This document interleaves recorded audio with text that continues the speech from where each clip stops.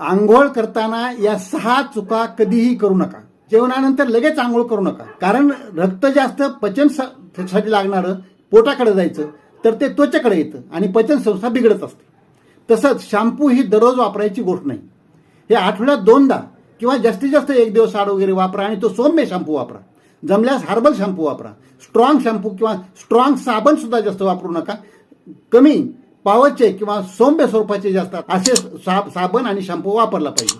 तसंच अतिशय गरम किंवा कडक पाणी वापरू नका.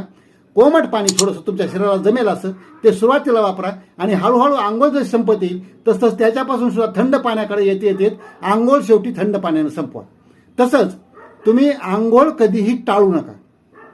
आंघोळ झाल्यानंतर जो टर्किश टावेल किंवा खूपच सॉफ्ट जे टावेल असतात त्यांना अंग पुसू नका. थोडा टावेल खरबरीत असला पाहिजे, म्हणजे तुमच्या अंगावरचा त्वचेवरचा तेलकटपणा आणि घाण निघून जायला मदत होईल.